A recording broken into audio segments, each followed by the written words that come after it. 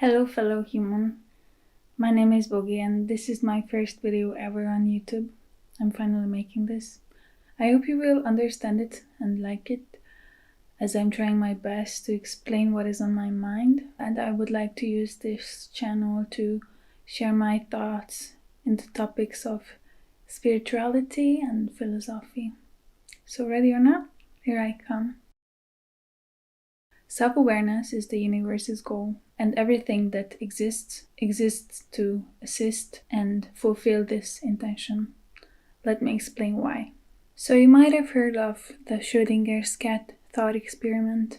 Erwin Schrödinger imagined that if he placed the cat into a sealed box with a device that had 50% chance to kill the cat in the next hour, the cat an hour later is both dead and alive. Not either dead or alive. Why? Because only when the box is opened, then we are able to see a definite state. Until then, its state of being is a blur of probability. So this means that definition can only occur when awareness meets matter, right? So for this to happen, we need three things: a perceiver, perspective, and perceived. So any single perspective is likely to be partial, limited, or even distorted. So only by taking multiple perspectives and multiple contexts can the knowledge quest be fruitfully advanced. So I think that if the universe had a beginning, or at least the chapter that we are experiencing, it might have started with the intention to perceive itself. And that's fundamentally the thought of I am. So for you to imagine this, I've created a fictional character who is called Bob, and he represents the universe. So this is Bob. Bob is an orb with an eye. He's alone in the middle of nothing. Bob is not perceived, and let's say he has never been. He also cannot perceive himself. So Bob simultaneously exists and does not exist at the same time.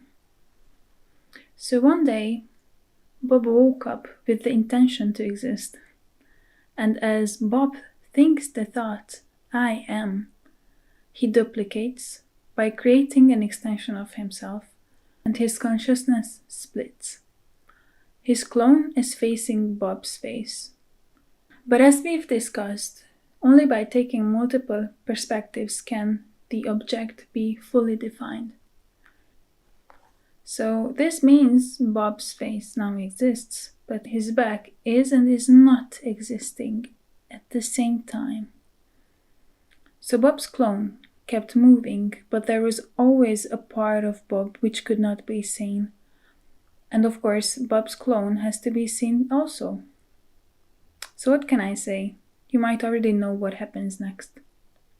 So yes, Bob kept splitting and dividing to be as self-aware as possible. Moments later.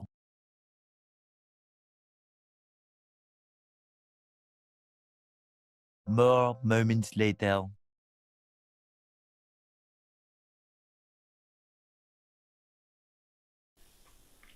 So whenever we create something or say something or present something that is done with the conscious or unconscious intention to make that part of us seen, to make that part of us be perceived.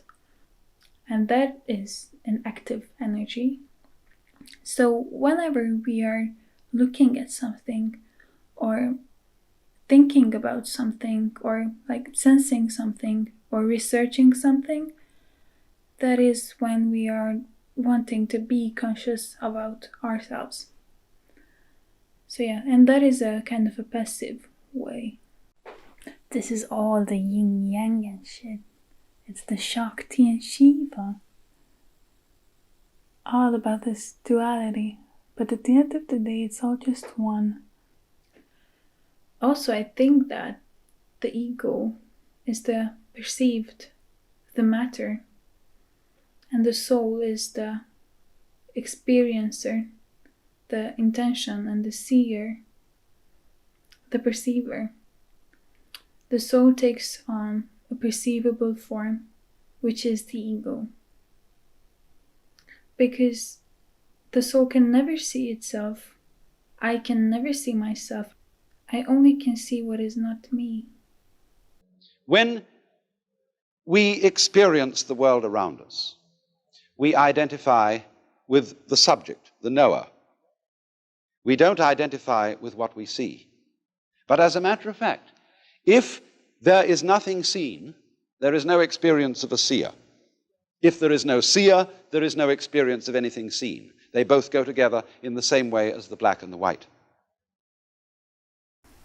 So creation is about dressing up the soul into a form of ego, so the soul can perceive itself, but not itself. That is the ego. That is always the ego that is perceived.